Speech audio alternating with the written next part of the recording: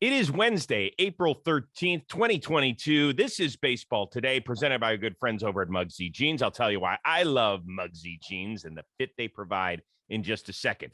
That is my man, Trevor Plouffe. I am Chris Rose. I am back.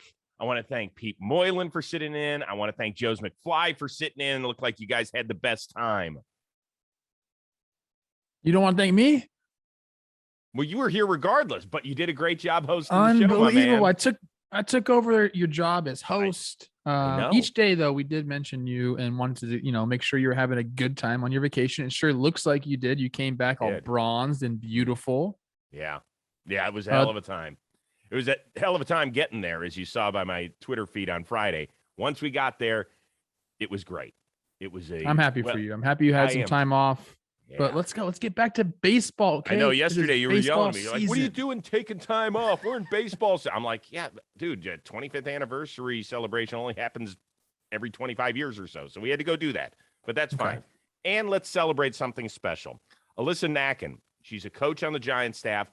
Last night, she became the first ever woman to hold an on-field role during a regular season game. She took over at first base after the normal first base coach, Antoine Richardson, got tossed, and we'll talk about that in a second. But let's celebrate Alyssa Nacken and how important this is, because all the young girls that are watching that love baseball, that love to play softball, they want to know that they have a path to the biggest league that we've got in this world if they love this sport, and she is providing that. Yeah, representation matters. Okay, that's just the bottom line here. So we're seeing in baseball, we have general managers now that are women. We have on-field coaches. We have a manager in I'm gonna mess up her name, Rachel with the Yankees. I don't want to mess up her name. I need to learn how to say that name. I'm sorry, Rachel. So it's very important, and so you have to applaud, Alyssa and the Giants organization for giving her this opportunity, and she's earned every bit of it. If you talk to Gabe Kapler about what went on last night, he's like, she's ready for this. This isn't like some, it's not a publicity stunt or anything like that. Like, this is someone who has worked for everything that she's gotten, and she was aware of the possibility that this might happen during the season. So even in spring training, they got reps and stuff like that. So very cool to see. And like I said, representation matters, and you're getting to see all these females all throughout our sport. And I think it's a wonderful thing. I think it's great. Obviously, it came because Antoine Richardson got tossed. He and Mike Schilt, the former Cardinals skipper, who's now the third base coach with the Padres, got into it. And Richardson actually talked to the media post-game. This does not sound good. I mean, basically, he accuses Schilt of saying some derogatory things in his direction that were actually aimed at Gabe Kapler, basically get that motherfucker under control. And by Richardson, he's saying, and Richardson's African-American, I believe he's Bahamian, if I'm not mistaken.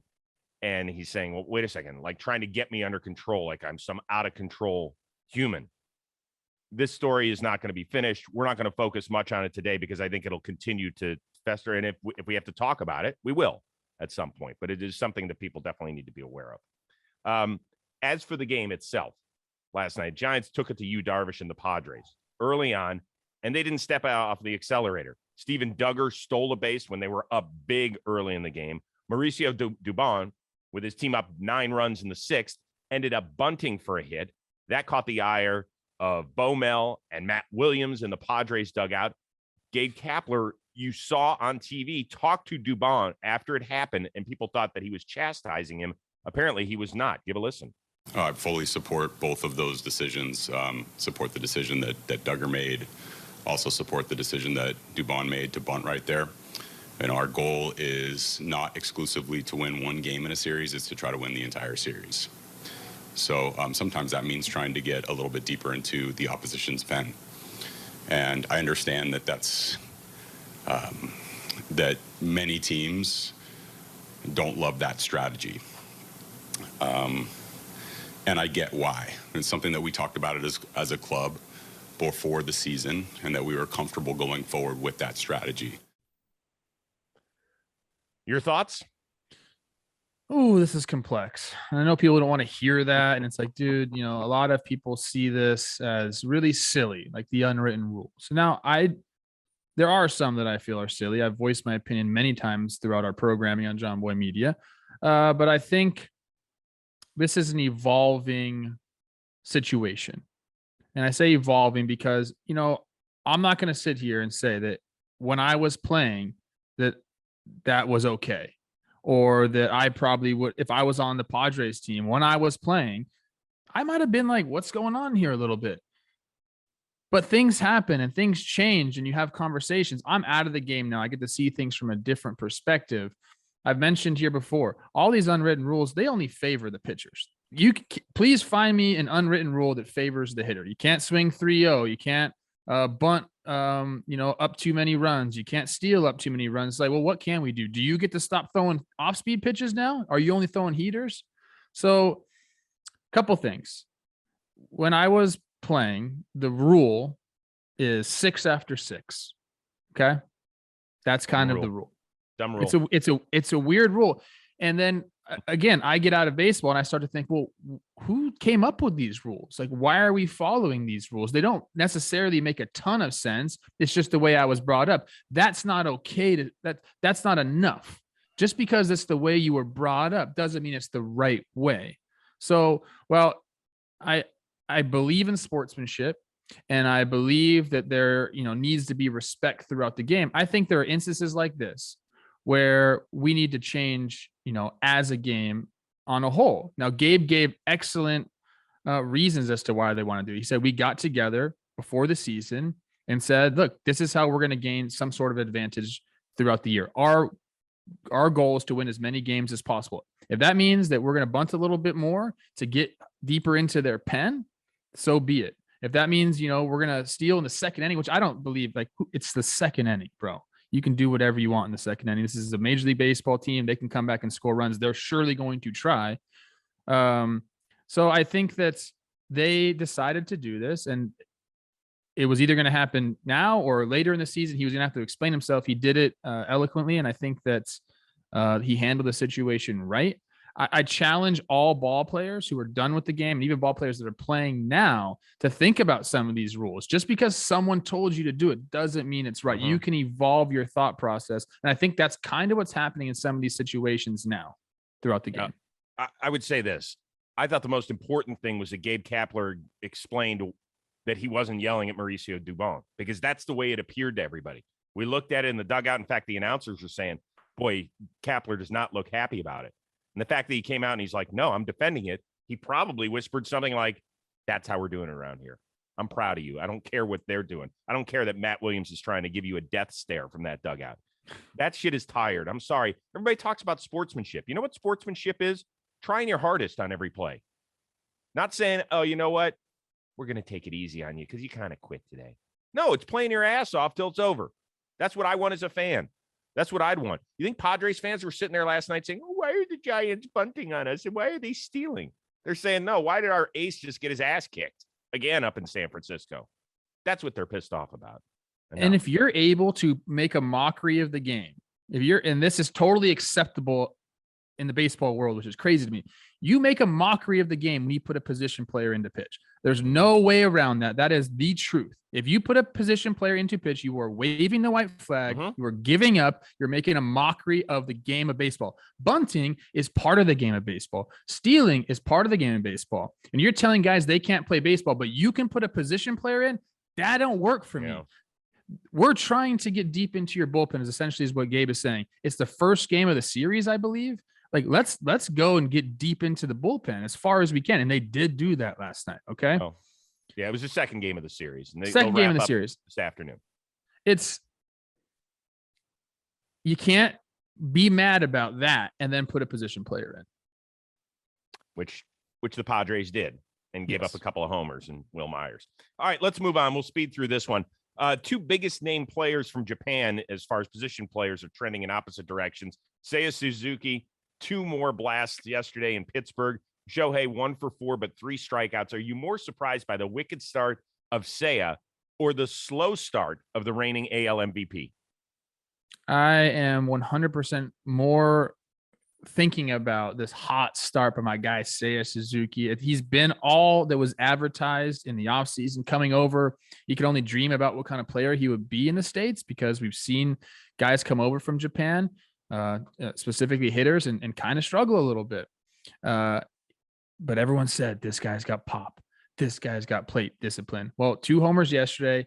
He's got, I think he's got 3 on the year. And this is the best part about this, Chris. 4 walks, 5 strikeouts. He's keeping it around that 1-to-1 ratio, which for a power hitter is like, that puts you into elite territory. And I know, look, how many games has he played? 4 games. Like, let's calm it down a little bit. But you couldn't have got off to a better start. You know, he was the entire Cubs offense yesterday. 2 solo homers. They win 2-1. Cubs fans, Cubs ownership, Cubs players have to be very excited to have this guy on their team. And I said he can be a superstar if he goes out and performs because he has that personality. I think we're going to be talking about this guy a lot this year. Yeah, I think it's awesome. He is also the first player to have at least 4 walks and at least 8 RBIs in his first 4 career games since RBIs became an official stat in 1920. So he's made the history books, which I think is very cool. Now, there are some people, namely my 16-year-old son, Brady Rose, who loves Shohei, Shohei. And he said, Dad, I'm worried that he's really going to suffer in one of the areas, whether it's pitching or hitting, and I don't know where it is. The thing that's alarming, because, listen, guys have gotten off to terribly slow starts. Shohei has only 1 extra base hit in 25 at-bats this year. He averaged 1 extra base hit every 6.7 at-bats last year, and that was without Mike Trout for 80% of the year, and that was without Anthony Rendon for like 100 games. Now he's got those guys back. You would figure he would see more pitches to hit, and he'd be driving the ball, and he's not. And so that's a little concerning for me. I know it's a long season. I know through 6 months, things tend to work their way out to an average, but I don't know if he'll get to 80 extra base hits this year. Well, I mean, 80 extra base hits is crazy. So like you can't hold him on that pedestal. But he's already done it. Yes, you can. He has already done it, but you can't expect someone to hit 80 extra base hits every year. I think you can be concerned about the way he started. He's got 0 walks, 8 strikeouts. Yeah. But if this happened in July, we wouldn't even really be talking about it. It's because it happened at the beginning of the year, and our recency bias is Shohei, MVP, can do everything. It's the big leagues. I don't care who you are. You're going to go through stretches like this where you don't look as good as you are. But then today he might get a broken bat single, and then the world's going to light on fire. So I'm not worried about Shohei at all. Talk to me in the middle of May, and then we'll say, okay, maybe he needs to make some adjustments. If this continues to happen, I bet you it won't. Yeah. Speaking of adjustable, I want to tell you a little bit about my friends over at MUGSY jeans. They make the most damn comfortable jeans ever. I took them on my trip to Cabo. I wore them not once, but twice because Michelle Rose loved the way that they fit on this dad bod. That's the thing about these. I've told you before, I'm a bit of a Dow Joneser. Right now, I'm a little on the heavier side. Yes, Plouffe? No, I was saying you go up and you go down. Yeah, and I go down. So I would like to start getting down. But the nice thing is the jeans will still fit me. They will come in as I go in. So this is the thing that will feed your jeans ego. So go out, get yourself a pair, go to MUGSY.com, use the promo code today. You're going to get 10% off your entire order. The thing I love about it, it's not just blue jeans and different shades of blue. It's got different shades of everything. Mine are gray. I've never had a gray pair of jeans, okay? They fit great. They look great. They've got all sorts of colors. So if you're into that, putting it in your wardrobe, go for it. Once again, it's MUGSY.com. Code word is today. Get 10% off your entire order. Michelle Rose thought I looked hot in Cabo thanks to MUGSY jeans. That's all that matters. And you know what happens with the Dow Jones? Yeah. It's eventually up. Yeah, but the kind of like. Yeah. Yeah. Okay. It relates. I would like the Dow to go up and the Rose weight to go down. We'll work on that.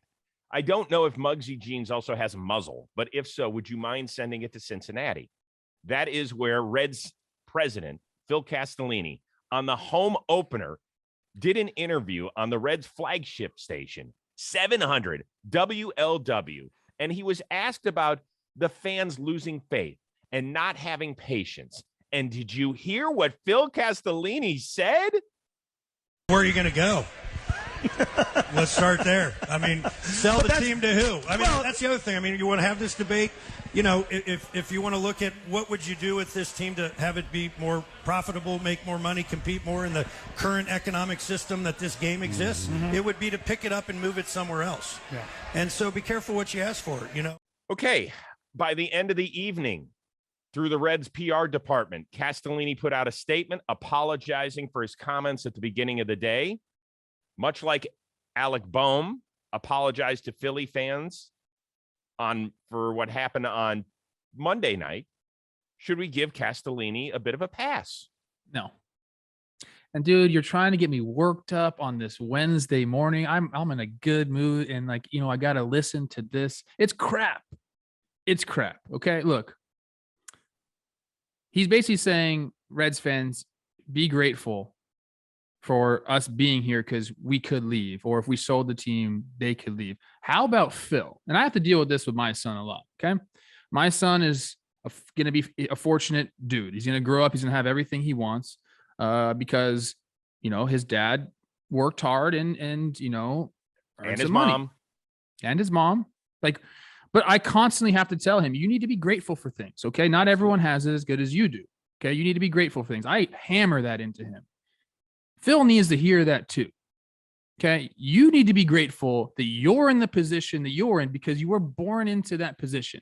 Do not tell people in Cincinnati they need to be grateful for you. You need to be grateful for the people of Cincinnati. Okay. That is the bottom line. And don't you ever forget that, Phil. Okay. Because as we've mentioned on this program, you brought this to light, and a lot of other people are now following this. That all those people, you know where they're going to go? To the Bengals, bro. They're going to stop caring about your baseball team. And then he not only did he say it once, Chris, he doubled down on it. A reporter asked him, do you want to clarify your statements? And he doubled down on it. Okay. So like I'm over Phil. We've bashed, you know, they don't have a direction. He says, be patient, you know, root for the players. Nobody's mad at the players, Phil. Everyone's rooting for the players. You have some excellent ball players on the field. It's you guys that we're mad at. It's you guys that Nick Castellanos is bashing in the press. They are getting steamrolled because of the way they are acting, saying stupid stuff like this, the way they are treating their franchise, the way that they're getting rid of players. They have no money on the books after 23 now. What's the plan, bro? Come out and tell us the plan. Don't tell us to be grateful. Don't tell us that we're the devil. You don't know who's going to come, what they're going to do with the team. Shut up. Be grateful for what you have and go make a commitment to the city of Cincinnati, a commitment to winning. Because you talk about revenue and how this is how we're gonna have to do this, and with the economics that we have, you know what brings in more economics, more revenue? Winning, putting a winning franchise. The Bengals were a laughing stock, and then they got a couple players and they started winning. And now guess what? That Bengals franchise is hot. You cannot say the same thing about the Reds because they've had since 2014, fifth place finishes in their division? Like, shut up, dude. I can't. You're getting me so mad right now, and I could keep going. Phil, last tidbit. Be grateful, bro. I thought it was a interesting choice who the Reds had throw out the first pitch yesterday. Joe Burrow to his head coach, Zach Taylor. Wasn't even a Red that caught it. It was his head coach. Jamar Chase was there. I think I saw T. Higgins in a sling after his shoulder surgery. This is a Bengals town. I still have friends that live in Cincinnati. They said Burrow far and away got the biggest cheer, even more so than Tyler Naquin's game-tying 2-run homer yesterday. That should be all signs that sirens should be going off inside the owner's booth when that happens, even if he didn't say anything. Now, Phil, I hope you're an avid listener of baseball today, because I'm going to do you a favor. I'm going to teach you exactly how you should handle this.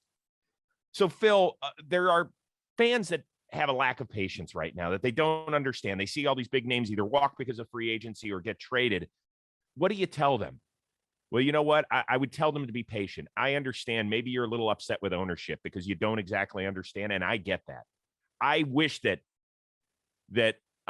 we didn't have to do this, but because of the situation we're in, and all I can tell you is I want you to still believe in the Castellini train, that we have a thought here. And over the last 15 years, we haven't had the amount of success that we want to. And that we hurt for our fans too.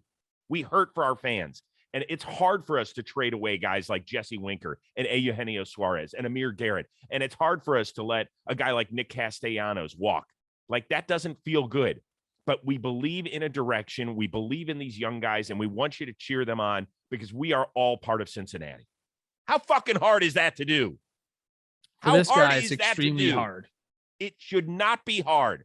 By the way, I believe the Reds have a stadium lease to 2037. So, Phil, you might want to go read the fine print. If you say you want to move your team, you legally can't do it, on top of everything else. Stop. I know it is a baseball axiom that the guy is born on third base and thinks he hit a triple. His dad. I cannot believe this. If that were my kid, I would be like, Phil, you're grounded. You are grounded. You are not allowed to be team president for the next week. Go home. You're not allowed in the stadium. Get the fuck out of here. I don't want to see you here, kid. I've had enough. It is such bullshit that the good fans of Cincinnati had to sit through that, not once, but twice, before somebody had to pen him an apology. I guarantee you Phil Castellini did not type out that apology that came out several hours after the Reds lost their home opener. It's a joke. You're smacking fans in the face. It was basically a Will Smith to Chris Rock moment. It's terrible. It's horrible. I feel shitty for the fans of Cincinnati. I feel shitty for the manager and all the good people in that organization. And I feel shitty for the players. That's embarrassing. It is embarrassing. Two more things real quick. Number one, his look on opening day, this red suit, slick back hair was brutal. It looked horrible. Phil, figure it out. You're rich as hell. Get a better tailor. 2014, fourth place. 2015, fifth place. 2016, fifth place. 2017, fifth place. 2018, fifth place. 2019, fourth place. And then we got the shortened season where they kind of went for it in 2020.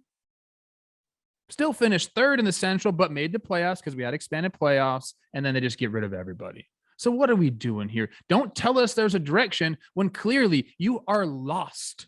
You don't know where you're going. You have some young players now. Let me tell you this. If in 2024, they don't have a significant free agent signing in the offseason 2023, I think they should be forced to sell the team. It's ridiculous of what they're doing. Yeah, there's a couple of owners that should be forced to sell. If I were part of the ownership group, remember, it's a partnership too. You're not just trying to beat the brains out of everybody. You need everybody to be strong. You want everybody to be strong, right? You're only as strong as your weakest link. If I were an owner, but the problem is they're so afraid to throw stones at each other because they know they've got some dark shit in their closets too, and they don't want it brought up. I can just tell you. I know I'm mad. Why did you make me so mad, bro? It's, you know what? I didn't. You want to get mad at Phil Castellini. I didn't just tell him to be an idiot yesterday. Let's move on bad quickly suit, here. Phil. Cooler moment. Albert Pujols getting his first St. Louis Cardinals home run in over a decade in front of the good fans of St. Louis. Or Alec Boehm getting a standing ovation from the Philly fans after a rough Monday night. These are both excellent moments. I'm going to go with Pujols because I don't want to dwell on the Boehm thing much longer. Look, the kid owned up to it. Pujols going back to St. Louis, doing it like the white uni on him. I don't know. He just looks right in a Cardinals uniform, right? And like they deserve, the Cardinals fans, some of the best fans of baseball, to their own team, getting to witness that again. Like that must have seemed like a dream because for a while there, you couldn't imagine him back in St. Louis, and he was playing for the Dodgers last year. Right. Here he is back in St. Louis hitting homers. I thought it was a very cool moment. Yeah. And now he's 20 shy of 700. I don't think he's going to get there, but who cares? Let's keep that train rolling. For me, it was Boehm. I know I didn't get a chance to talk about this the last couple of days, but I thought you guys covered it really, really well on yesterday's show. Those are fans that are paying attention. And sometimes we give a lot of grief to Philly sports fan, right? The whole booing of Santa Claus, having a jail at the old vet, all that sort of stuff. That was a great move. I'm proud of those people. I really am, because they understood the temperature, and I credit Alec Boehm, right? You guys already covered this, but the fact that he came out and said, my emotions got the best of me and I screwed up and that's not good enough. And for him to come out of that dugout, I can only imagine what he was feeling. I thought it was great. What's funny is Jimmy brought this up on our Talking Baseball show. He said, everybody feels where they're from, specifically if you're in the Northeast, everyone hates where they're from and they can't wait to leave. He goes, it was very like people in Philly probably say that all the time. I hate this place. I hate to love it, or I love to hate it, whatever it is, So he said not until California, when he lived here, did people say, I love living where I love California. I don't want to leave. Like he said, this is the only place that happens. He goes, so like, that's very relatable in the Northeast. So Bohm handled it perfectly, man. Yeah, he did. And I thought the Philly fans, I would give you a standing ovation, except I have to move on to the last thing. We've seen now, 3 position players pitch over the last 2 days. Brett Phillips was amazing. We talked about Will Myers giving up a couple of bombs. And D. Strange Gordon had to pitch for the Washington Nationals, hit Travis d'Arnaud, who fell like a ton of bricks. It was very funny on a 52-mile-an-hour heater. d'Arnaud's acting chops on a scale of 1 to 5, what were they? It's really good. It was really good because he didn't plan that. That was kind of something just happened. You see that ball floating up to you, and as a hitter, you're like, uh-oh, like I could get out of the way, but at the same time, like, what is going on? What world am I in right now? Boom, hits him, falls down. Great clip. I think everyone had fun with it. I do want to make the case for, I hate position players pitching. I am on that train now. It's a hill I'm worth dying, a hill that I would die on. Yes. Get rid of position players pitching. It's a mockery of the game. I mean, yeah, but you know some what? funny things come from it like this, but like, I understand it, but we got guys that are falling left and right, and it's going to continue on. I game that out of control. Actually, it doesn't bother me. I love seeing guys get out there, and actually he snuck in an 81-mile-an-hour heater on Matt Olson, I think, and Olson was like, whoa, because he'd been throwing the 50-mile-an-hour lob ball. And you ever played defense behind a position player pitching? What's that? It's embarrassing. You ever played defense behind a position player pitching? It's embarrassing. You don't want to be on the freaking field. I am calling for a white flag in baseball. The best part of it is looking at D. Strange Gordon's last name fitting on his jersey. For some reason, it's got the Saltalamacchia wraparound. Strange Gordon is not that long a name, but it goes all the way from like hip to hip. It's like a rainbow back there. It has a hyphen in it too, so that adds another letter. Yeah, that's true. Another space. Good job, right, d'Arnaud. That's pretty funny, man. What do you have coming up on John Boy? We have an episode of Talking Baseball coming out today. We kind of went over, 3 different topics. It's our fun Wednesday episode. We'll be back on Friday with another series recap. You and I are back at it tomorrow. A lot of things going on. Yep. Stephen Brault episode is out. People really like it. It's his first one as a Chicago Cub. He takes us through being banged up yet again. Great conversation with Seiya Suzuki through his translator named Toy. It's excellent. And he gives us beauty tips, which are kind of shocking. Shocking beauty tips for Stephen Brault. Yeah. He's a good looking guy. Yeah, there's a lot of fun stuff to cover. And he loved coming by the John Boy Media compound out in Phoenix, Arizona. And I am taping an episode with Miguel Rojas in about an hour. I love that. Yeah. Did you bring me anything, Dad? You came back from vacation. I brought you a tan, mostly tan. Did you? What happened? You didn't take your shirt off or something? I did some days. Yeah, I did. And I got really fucked up in the pool one day. I had one of those swim up bars. Michelle got it bad. Hey, I saw where you guys were staying. Look out. Yeah, it was nice. It was really nice. Yeah, that's okay. I'll be working for free for a few months. It's no big deal. You got to go celebrate when you can. Special shout out to our producer extraordinaire, Dan Rourke. That is Trevor Plouffe. I am Chris Rose. We will see you Thursday on Baseball Today.